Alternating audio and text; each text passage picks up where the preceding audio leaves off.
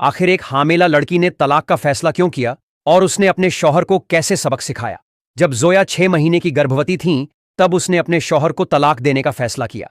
जब जोया ने अपने पापा को फोन करके तलाक के बारे में बताया, तो उसके पापा ने कहा, अगर तुमने दूसरी मर्तबा तलाक के बारे में बताया तो मेरा मरा हुआ मुंह देखोगी।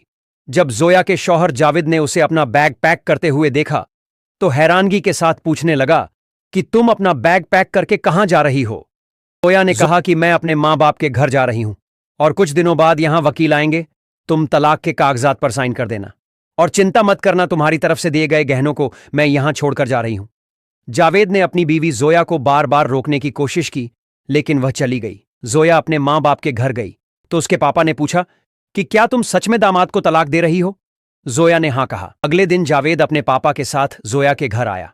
जावेद के पापा ने कहा, बेटा, अभी तक तो तुम्हारे बीच सब कुछ सही चल रहा था, अचानक क्या हो गया? जोया ने शौहर से कहा कि मैं आपकी बीवी हूं, कोई किराए की तवायफ नहीं कि आप पैसे वसूलने के लिए मेरे साथ जुल्म करें।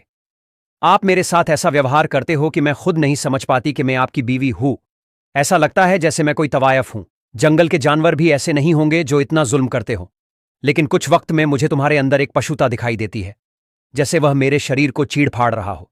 मैं उम्मीद से हूं, और ऐसे वक्त में औरत के जिस्म में कई समस्या होती है, लेकिन आप इसका बिल्कुल ध्यान नहीं रखते।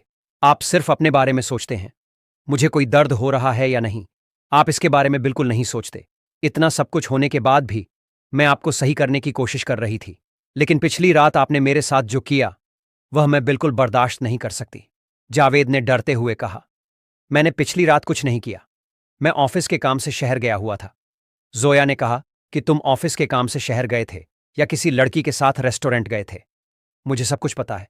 जोया ने कहा, तुम जिस रेस्टोरेंट में गए थे वहां मेरे एक दोस्त ने तुम्हें देखा था और मेरे पास उसका सबूत भी मौजूद है। जावेद अपना सर झुकाकर बैठ गया।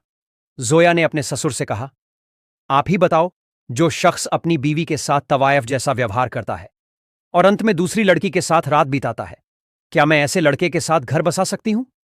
जोया के पापा ने जावेद के पापा को कहा कि अपने अच्छे बेटे को लेकर अभी के अभी यहां से निकल जाओ। मैं अपनी बेटी का गला घोंट दूंगा, लेकिन तुम्हारे घर वापस नहीं भेजूंगा। जावेद और उसके पापा के जाने के बाद जोया ने देखा कि उसके पापा चुपचाप कमरे में बैठे हुए हैं और उनकी आंखों में आंसू है। मुझे देखकर कहा कि चिंता मत करो, मैं बैठा हूं। मुआशरा सिर्फ लड़की को तलाक के लिए जिम्मेदार ठहराता है। एक शौहर जो अपनी बीवी का सम्मान नहीं करता, उसके साथ रहने की कोई जरूरत नहीं है। दोस्तों, इस कहानी के बारे में, इस तरह के हादसे के बारे में आपका क्या कहना है, हमें कमेंट बॉक्स में जरूर बताएं।